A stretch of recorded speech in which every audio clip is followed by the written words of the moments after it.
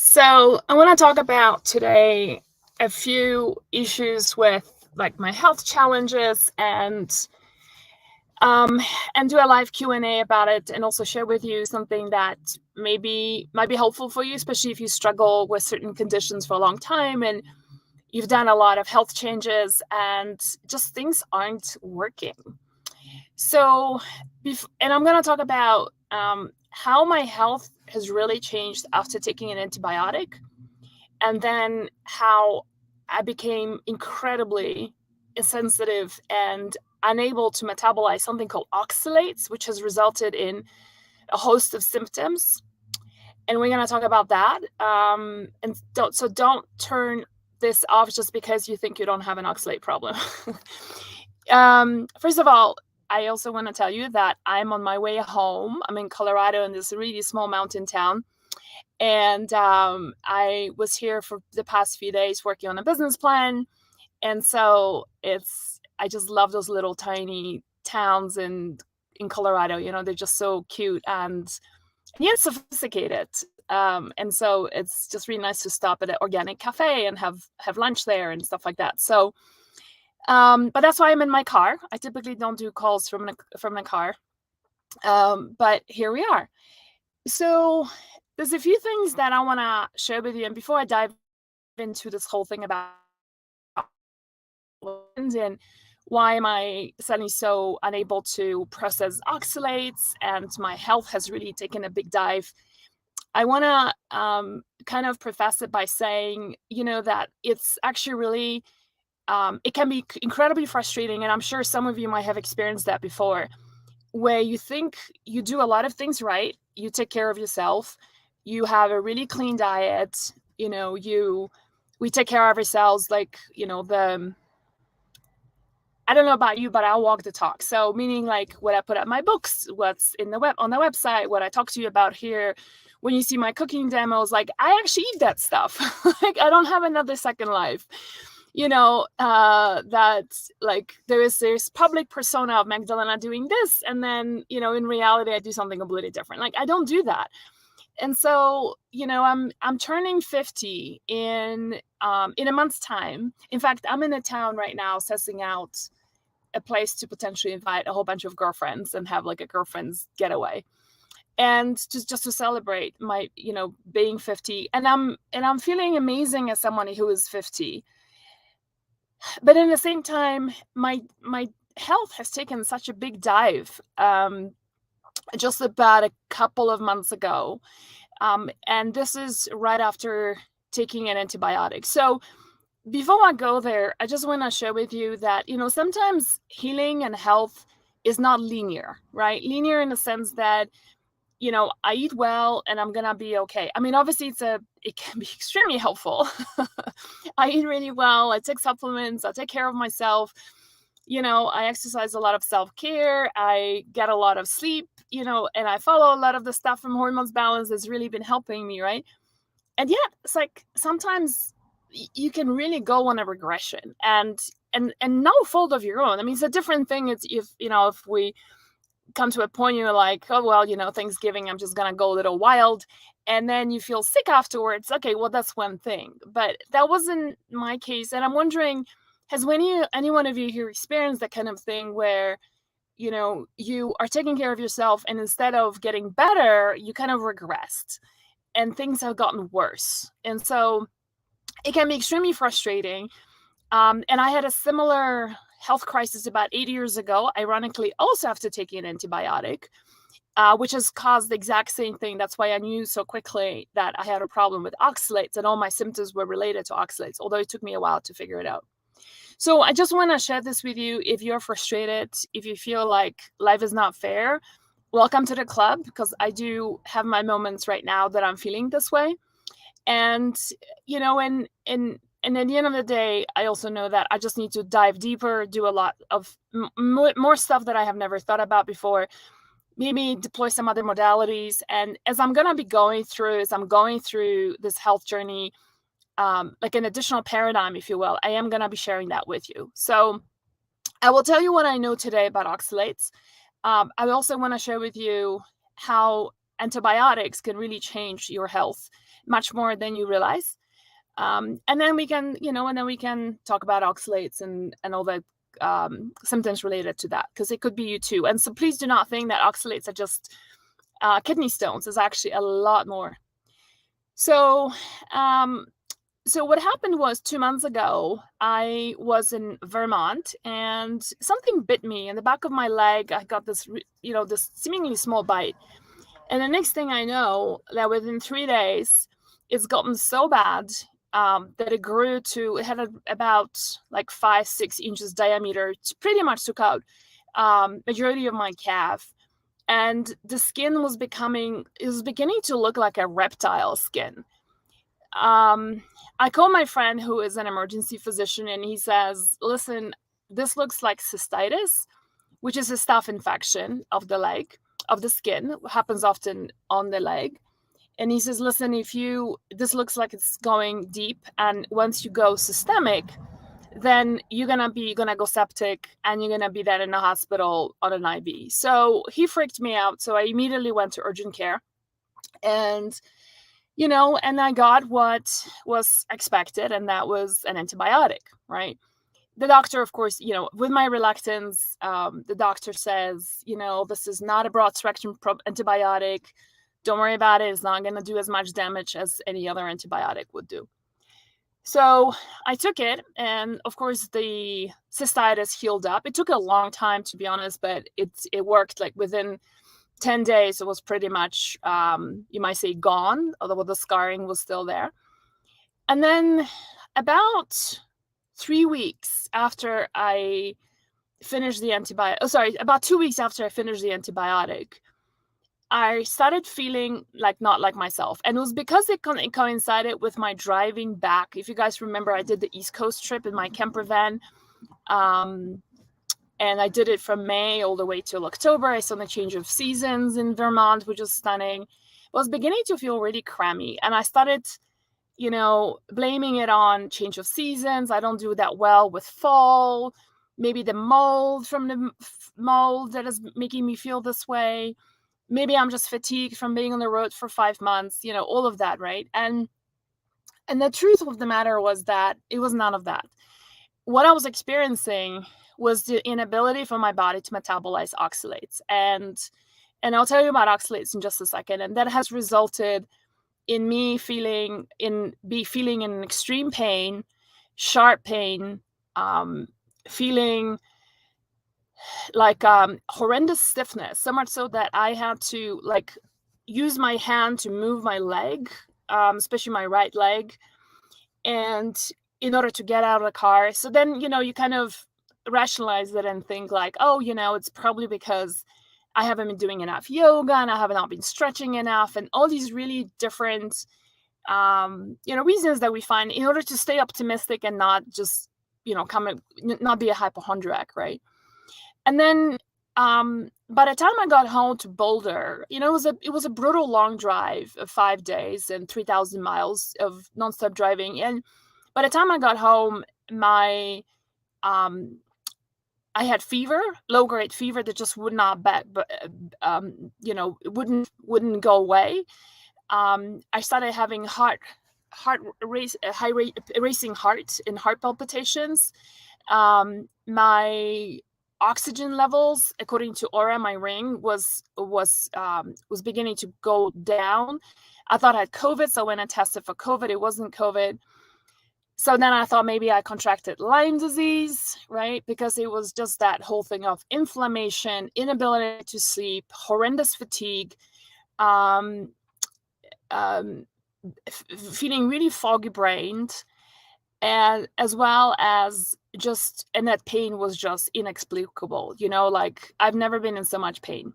And interestingly, the pain was focused on, unlike Lyme disease, where the pain is more systemic or it moves around, mine was in just one place, and that was hips and in my back. And interestingly, and this is how oxalates work. Oxalates tend to deposit themselves in places that tend to be had a previous injury before. And so in my case, I had an injury at birth with my hips. I had a double hip replacement 5 years ago, which is, you think like, wow, she's kind of young for that. But yeah, I had dysplasia at birth. And so that was that. And so all my pain tends to be around my hips, and then everything kind of like resonates down. So I just happened to figure this out really quickly because something very similar happened to me 8 years ago, which is also something that after taking an antibiotic, I was unable to process oxalates properly. My body just wasn't metabolizing them. And the end result was that I was in tremendous pain as well. And that eventually to having a double hip replacement, which I think was long in the coming anyway. So I already, when I wasn't healing, that's when I realized something was really off. And immediately the first thing I did was I went on a low oxalate diet, and the pain started decreasing pretty quickly. I started sleeping again, and 2 weeks in, I just started feeling like, the change was so tremendous that I knew that this was it. So why don't we talk? I know many of you here are saying it's Lyme disease. Yeah, so it's not Lyme. I ruled it out. I had it tested. I had a number of different tests just to confirm it, and it's not. It wasn't Lyme, so it's confirmed that it's oxalates. So let me talk a little bit about oxalates, because I feel like, for those of you who have done like the elimination diet and you've taken care of yourself, and you're already off gluten and dairy, and you taking care of yourself, you're taking supplements, you're doing sauna, you're sleeping enough, you carving out the time for yourself, right? And you're still feeling really crummy. And then the question is, what's going on? And so I want to talk a little bit about, we're going to be doing more segments like this, you guys. So I want to talk about in the future about, stuff like, for example, histamines and mast cell activation. And that could also be like you're eating all the healthy foods and you're still not getting healthy, right? So with oxalates, it's the same thing. So let me just talk about like what the heck is this oxalate and why is it a big deal? So oxalates are basically, it's a compound. Oxalic acid is a form of an acid that is like, you've heard of uric acid, which causes gout, right? And oxalic acid are these really sharp crystals that when they get deposited in any kind of tissue, they can create a lot of havoc. Now, it can be something like, the very classical ones is just people getting really sharp pains. One of that is when you have carpal tunnel. A lot of people then end up getting a surgery, and then the pain kind of eases off there, but then it moves on to somewhere else, right? And so you're like constantly chasing the pain. So stiffness around the joints, a lot of pain there. A lot of people obviously know oxalates as being oxalic acid being the main cause of kidney stones, and that is very true. However, that's just I wouldn't even call it, that's just the peak of the problem. It's just like a speck of the problem, it's just, there's so much more to it.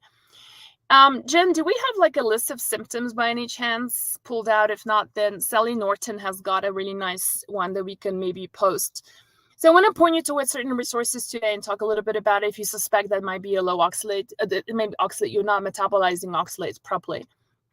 Now, let me talk about other symptoms because there are so many of them. The other things that can be a real issue is, apart from having a history of kidney stones, that already is a dead giveaway. But other things could be like vulvodynia, which is like an inflammatory response of the vulva. It's a burning sensation of the vulva, right? So not, you guys know what a vulva is, right?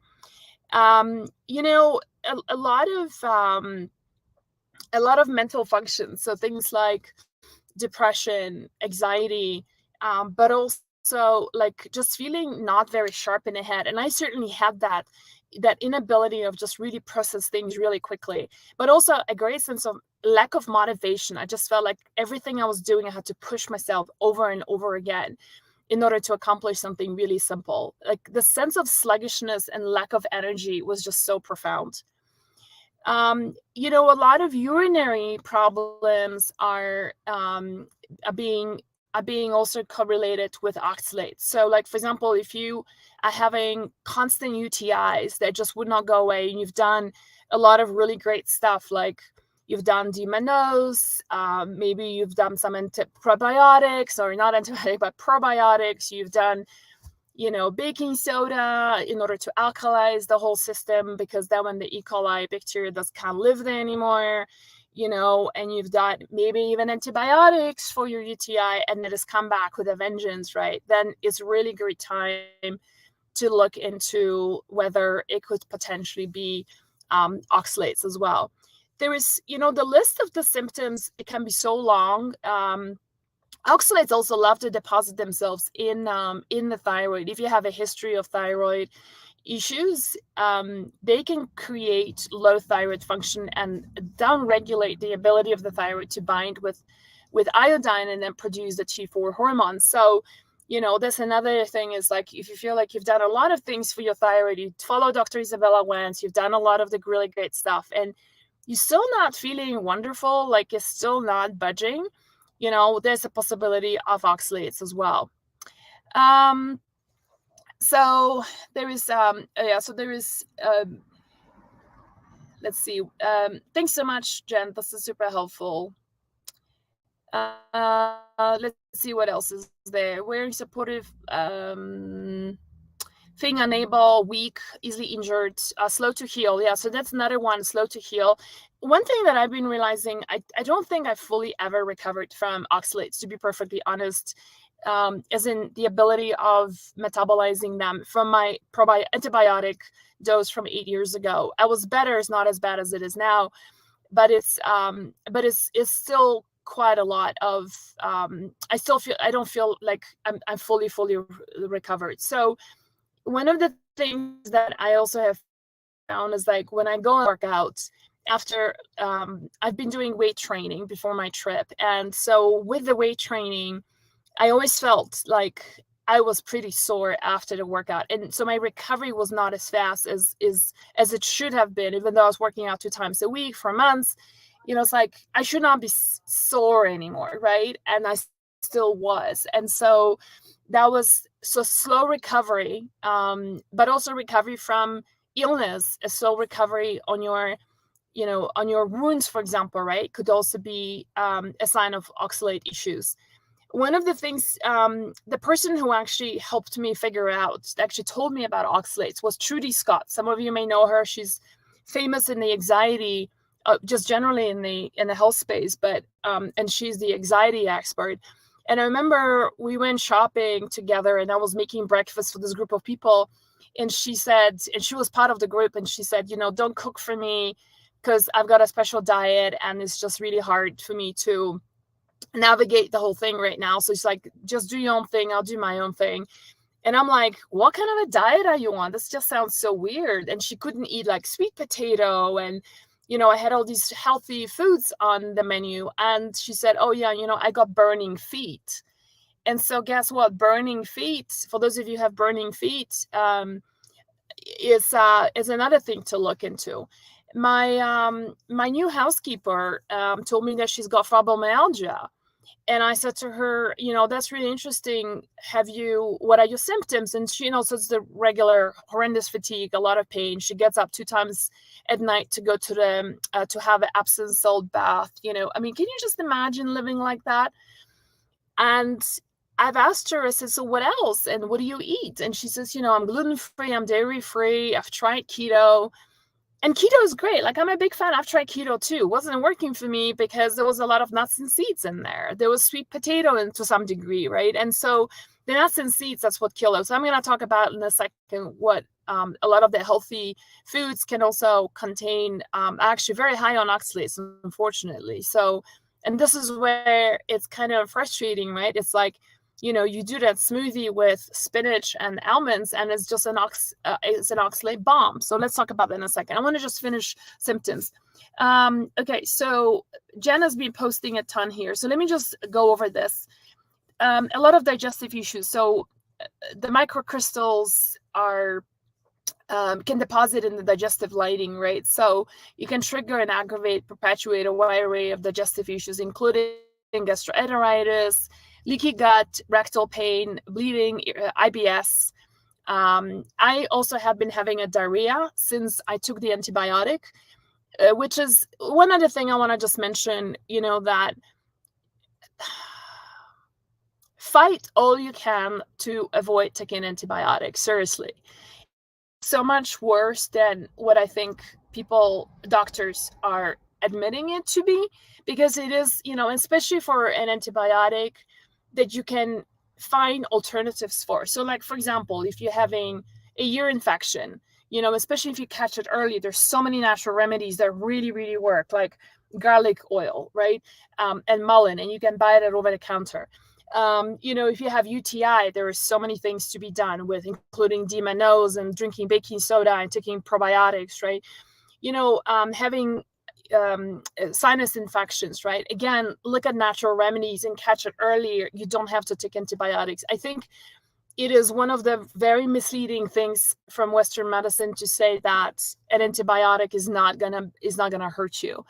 I have taken an antibiotic, which, by the way, I later checked, and that antibiotic, there is research showing that specifically there's 4 types of antibiotics, and this antibiotic has directly been correlated with formation of kidney stones. Of course, they only looked at kidney stones because Western medicine only looks at kidney stones as the problem with oxalates, but that's not true. Like I said, it's just a little speck of symptoms. So let me go over more symptoms and see whether that is anything of that nature. I had rectal pain for sure during this time. I also had diarrhea. I still have a diarrhea. I still have not fully recovered. Even I'm on a lot of different probiotics and I'm rotating them. So that's one big thing. Let's see. Some people, when you poop, it's like you've got a yellow poop, which, by the way, oxalates also like deposit themselves in a gallbladder and in a bile, rather, and they bind it up. And so when you have a yellow stool, that typically shows that is a bile deficiency, because bile is what makes your poop look brown. And so oxalates thicken bile, and the end result, you might be having yellow poop, but it's also, if your poop looks like it's got sand in it, that could be also a sign of your body is actually getting rid of the oxalates. Let's see. Constipation, also frequent bowel movements. Okay, and then urogenital problems. So things like high urinary frequency, bladder, urethral pain, occasional incontinence, kidney pain, stones, of course, pelvic floor pain, prostatitis. Does any one of you, like, when I'm talking about all of these, like, do you guys like, does anything sound any remotely familiar to you? Like, does this like ring a bell at all? And you're like, oh, I've done all these different things and it's like I'm still struggling with this. Jen is getting all of that from Sally. KNorton.com is the website /symptoms. Sally is a coach who works with a lot of the oxalate issues. And so I will give you my take on that in a second. And I want to point you towards resources when you can read up a little bit more about it. So here's the deal with oxalates, is that, like, what's the big deal about it? It's not that you're suddenly becoming sensitive to that. It's just that there's a few ways oxalates get metabolized in the body. And one of them is that there are specific subset of bacteria that degrade oxalates in the body, right? And then they basically degrade them, break them down, and you poop them out. When somebody like me has taken an antibiotic and is obviously depleted from this bacteria, I'm not able to metabolize them properly. And instead of pooping them out, my body is depositing oxalate different parts of the body, right? So let me just tell you, ever since I went on the low oxalate diet, not only am I sleeping like a champ, my inflammation is down so much so that I've actually started losing weight for the first time. And it's not like I'm overweight per se, but given that how I'm eating, I should have not been kind of like, it was like an inflammation weight. You know what I mean? Like, it wasn't a weight from like, oh, she's eating, 2 boxes of cookies every day. Not surprised. Like, I don't even like sugar.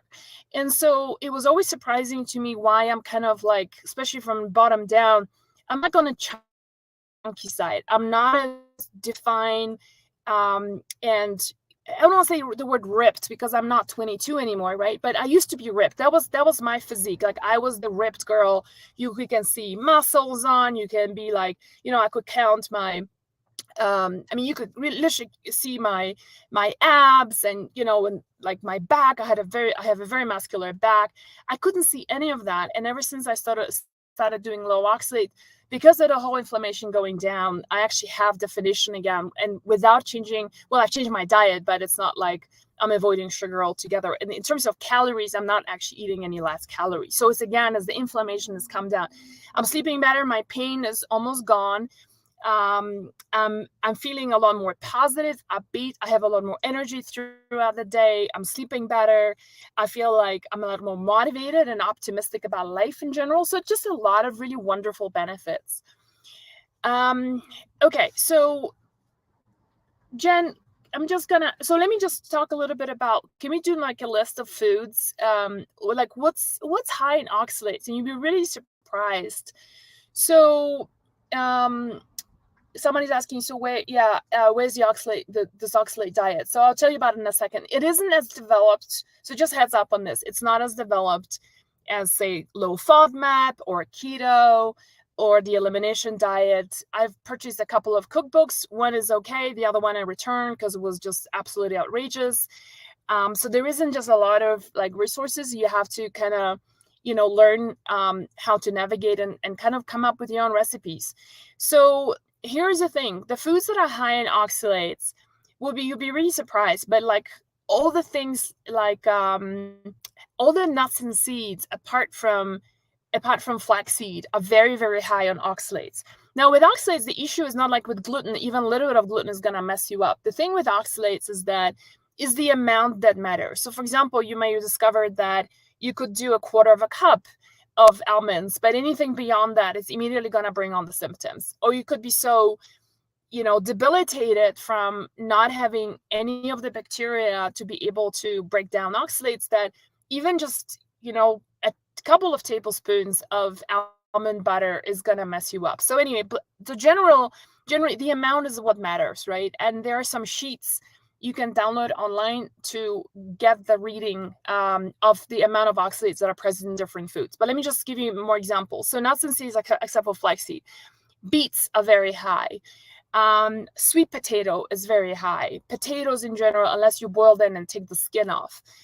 And I just got an air fryer, you guys, and I'm like late to the party, but I got this air fryer. And before I started my low oxalate diet, I was like making these air fried potato fries, and they were so good. And so now I have to learn like how to make it with like some turnips or radishes or something. It's not gonna be as good, but anyway. So let's see what else. My favorite pomegranate is like extremely high. Some herbs like milk thistle, for example, is really high. It's just like, Swiss charts will be on the high side, but all the cruciferous vegetables, for example, are very low. So here's my sense of comfort and optimism is that broccoli sprouts, cauliflower, kale, collard greens, which is like all the stuff that you always hear me talk about, and they are full of spinach is super high in oxalates, before I forget. So that's why I used to say, like if you follow me for a while, like get rid of all the spinach and Roman lettuce, and instead get some arugula, right? Because arugula is also low on oxalates. So anyway, so those are just some of the foods, and it can be a little daunting. There's a lot of misinformation out there on the internet, so that's another thing I want to caution you on. So the best thing you can do is look up at a couple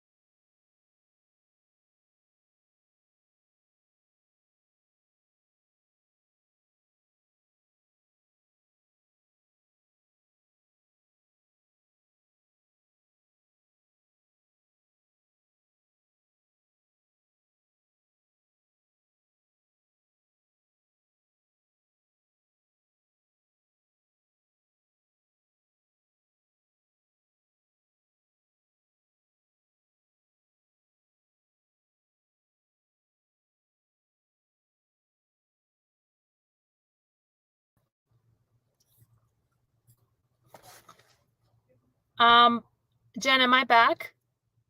Okay. Sorry, you guys. My phone got so hot that it died, and I'm using hotspot. So anyway, um, yeah. So I want to give you resources of where to go and just my take on them. So the first thing you can do, go to Facebook. There's a group there called Trying Low Oxalates (TLO). Um, get in there, and from there that you will see links to TLO foods and recipes, and they have these Excel sheets that you can download. And Jen has just posted the link to that Facebook group. And if you're not on Facebook, I'll say, you know what, just well, you're on Facebook because you're listening there now. But so yeah, so just download the Excel sheets. Those are the ones that are the best because they actually tested that food in the lab. So it's not speculative, it's all correct information. Okay. That group also has a lot of recipes. That's your best bet. Here is my caution, and just my personal take on these groups, and it's, it's up to you how you approach this. But I'll just tell you what my take is, and that is my challenge with those groups. Also, with I think Sally Norton is doing incredible work. She when you try the low oxalate diet, make sure that you understand what dumping looks like, because it's a very unpleasant way of the body getting rid of oxalates in a very fast way, and it can be scary and intimidating, and it can be debilitating to some degree for a day or two, even longer. So there is that. However, so I think those are really great educational places. The part that I don't agree with them on is that once you have a problem with oxalates, it's for life. And I'm personally doing a lot of work right now to reinstate my microflora and rebuild my digestion, so much so that I will be able to at least eat some oxalates in the moderate amounts, in the future. Like, we were supposed to have this gathering with my friends over Thanksgiving, right? And it didn't happen because we had COVID in our group, so everything was called off, and we ended up doing a Zoom thing. And I wasn't too bummed up by it either, because I was looking at the menu, right? And I just couldn't eat anything. I couldn't have sweet potato. I couldn't have all the desserts they were making. And so, I just feel like it's very limiting, and it's yeah, it's kind of like living from a place of deprivation, where we have to be counting of how much of oxalate there is in a quarter of a cup of pecans, or how much of pomegranate seeds can I have. I mean, I think it's just not the way to live. And so these groups, however,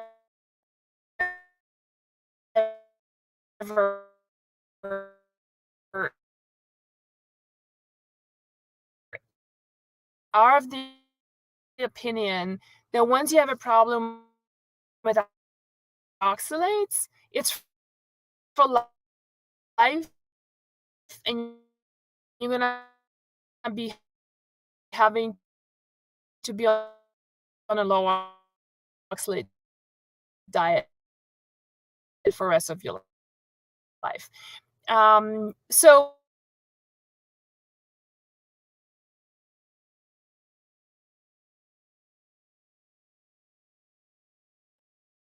I'll let you just, you're like having this, and you're like, oh my God, after taking an antibiotic, my life has not been the same.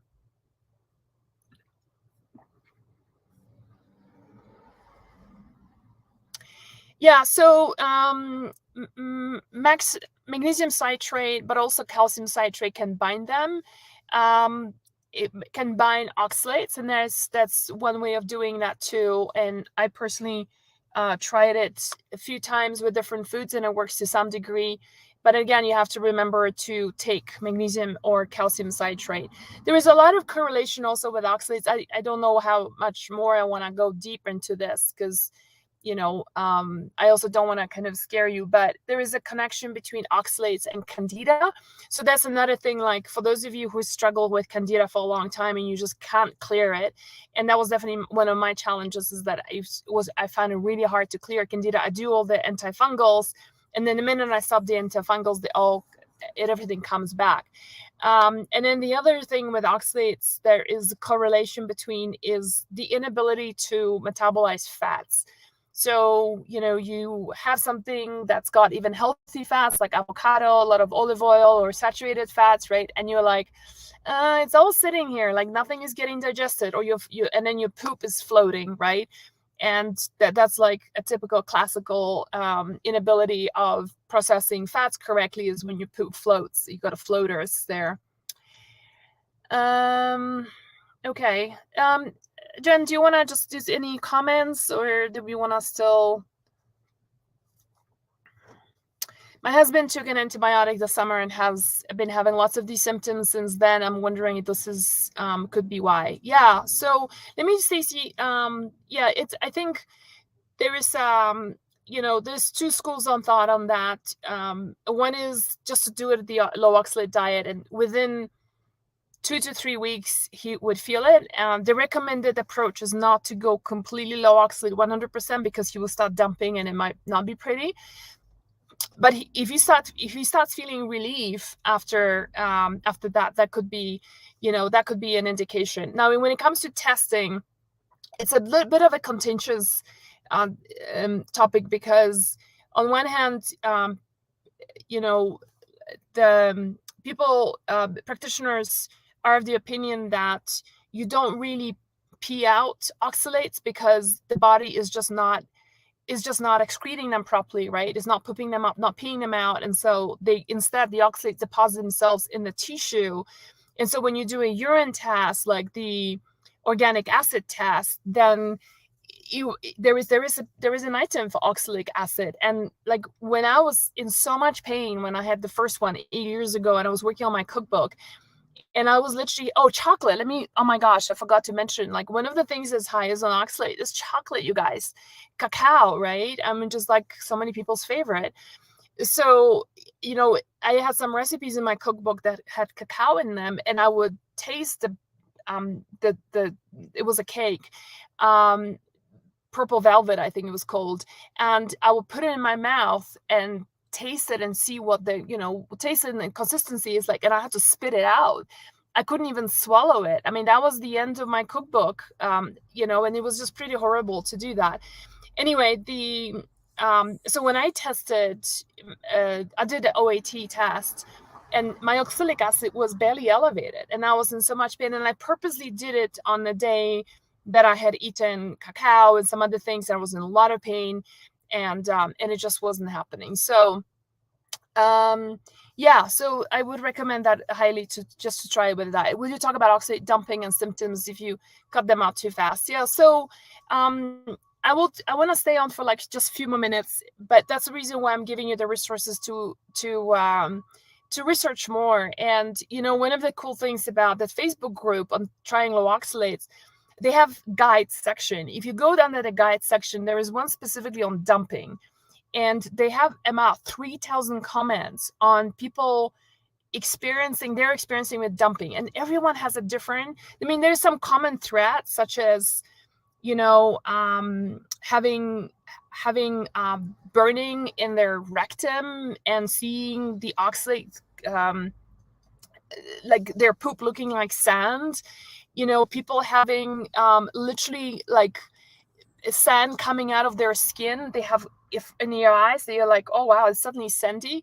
If you go too fast, it can be. I had 2 days when I had it, and I was lying on the sofa for the 2 days, the Saturday and Sunday, because I just couldn't do it. So the idea is to do low oxalate diet is to do it slowly and not too fast, and that is the whole premise of it.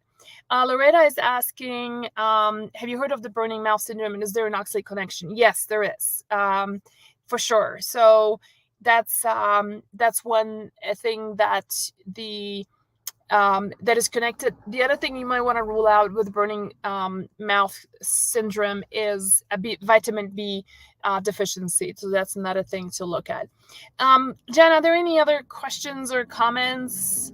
Do you guys, so how many of you here are like suspecting like, oh shoot, that could be me? So um, I think I got caught up when I was talking about my housekeeper, and she has fibromyalgia, and she, one of the things, we started talking about her diet and stuff, and she's gone keto, she's doing all the, and she's like, ever since I went keto, it actually got worse. And so it turns out she doesn't process fats very well. She started having burning feet, and I'm like, man, I mean, it's not the keto that you should. She stopped doing keto because she started feeling worse. And so it could be, in her case, it could well be she needs to be on low oxalate diet, and that's what she's gonna be trying next week. Okay, so let's see. Both cooked and raw spinach, I heard that cooking it changes. Yeah, so Shelly, that's a good question. So one of the things that in the Excel sheet that I was telling you about, once you download it, you will see that cooking, and that's really interesting. Actually, when I was looking at the sheet, I was thinking to myself that in most traditional foods, in cuisines, in culinary cultures, what they do is that it's always cooked food. It's the whole thing about salad and eating raw food is very much of a Western world, approach. And so you're right that a lot of times that spinach, the content of dissolvable, soluble oxalates actually gets reduced, but on a spectrum of things is still very, very high. So, if somebody it goes back to what is the tolerance of a person. Like, for example, my tolerance right now is really low. I did an experiment the other day. I just had a little piece of chocolate. I was clearing out my cabinets, actually just cleared out all my cabinets. Whatever was unopened, I donated that food. Whatever was half open, I just gave it away to friends. And as I was packing things away, I had like probably 7 different bars of chocolates, and I thought, I'm just gonna, there's like one I really like, and I just felt like, okay, let me try it. And I just had one square, and within 2 hours, like my right leg, which tends to be the problem leg, had so much pain and stiffness, I could barely move it. And so that was just one square of chocolate. So it really depends. And I realized is that my digestion must be a mess right now. I still got diarrhea. I don't, and so et cetera. But as I'm going through this, I will share with you what I have done to restore my digestion. I'm still working on it. These things take time, unfortunately, to rebuild it. In fact, people who believe that it's reversible will say it can take between months to years to rebuild your digestive flora. So, that was actually one of the takeaways that I want to leave you with, you guys, here is try to avoid antibiotics as much as you can, like I said. And this whole thing about, if I take an antibiotic, I'm also going to do a probiotic away from the antibiotic so that I replenish. It helps some, but I did that and it didn't do much. Okay. And it's still, antibiotics are serious, they seriously wipe out a lot of things in it. And what you're taking is not what died off. And it doesn't quite work that way, that you're going to, everything is going to be dandy. Your microbiome is going to bounce back to its original form before the antibiotic just because you took a probiotic. It does not work this way. And I have certainly seen this in myself, that I immediately started Saccharomyces myces, Saccharomyces boulardii, like right away. I did Bifidobacterium plantarum right away, which is highly recommended for people on antibiotics. And I was taking them away from the antibiotics and all that. And I can tell you that right now, it didn't do shit. So, I'm still a mess. There's one more comment.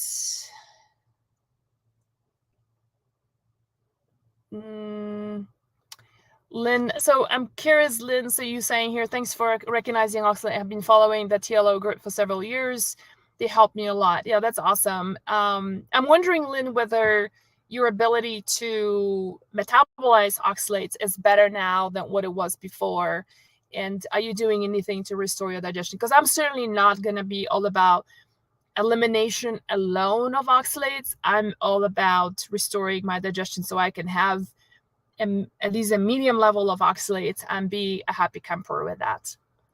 All right, thanks you guys. I hope this is helpful. And I'm going to be doing more of these calls just to kind of keep you abreast on my health challenges and the recovery of when it comes to oxalates. And let us know. By the way, there's going to be a quiz, or not a quiz, more of a survey, like a 3-minute survey that we're going to be posting in a couple of weeks about what kind of content would you want to see from us. And so like what kind of recipes, what kind of articles, what kind of topics would you want to hear more about from us. And so make sure that you participate in that, because then we can plan our content calendar for next year and make sure that we can help you as much as possible.